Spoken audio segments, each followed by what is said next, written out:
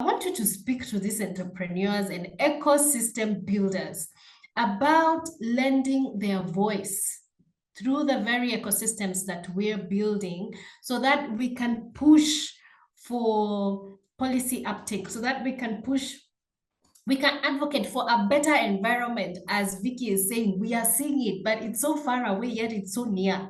It's within us, right? So what role can we play as entrepreneurs, as ecosystem builders? What support do you need as Crown from us to then bring these voices together and move into action? I think that it's important to let people know that the policy environment is very, very important, because we must remember that the law itself, the law is a tool for change, for social change, to bring about new practices, to bring about new actions and everything. So, and it starts at the policy level. So one of the things that is very, very important is policy advocacy that is informed by research, right? I think that research and development is critical to being able to unlock the potential that lies within the sector. And for me, of course, I'm looking at women. You know, when I talk about that, I'm looking at women, because when you talk about, like, you mentioned about the textile industry, whereby you have producers who are exporting to other countries, but you will find that the framework actually makes it more profitable for them to export externally than it is to import for us to utilize our goods. And that goes to the kind of policy frameworks that we are putting in place and the kind of laws that are being put in place.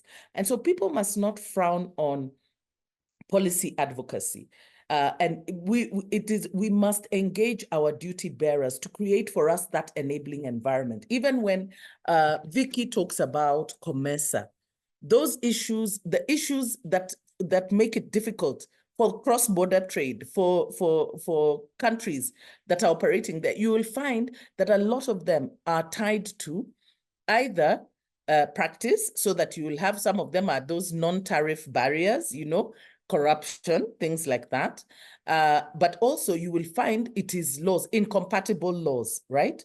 So it's important that we carry out research. Now, one of the things that we have done as as Crown Trust and the National Women's Steering Committee is we have established a platform. It's called the Women's Economic Forum.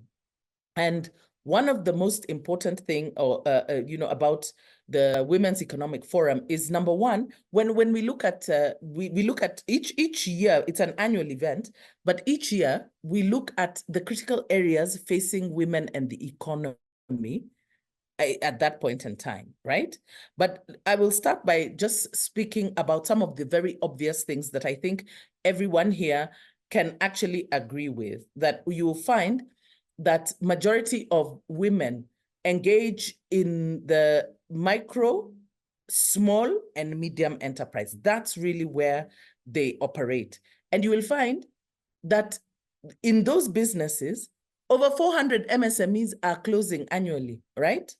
And you'll find that, you know, statistics show that either they are wholly owned by women or they're joint partnerships. But some of the issues, and I think some of them have even been mentioned here, lack of access to finance, and not just finance, but affordable finance. We all need to get involved. And I love that you talked about your Women Economic Forum, which is an annual event. It happens in February, so we can look out for that and have more conversations about our economic growth.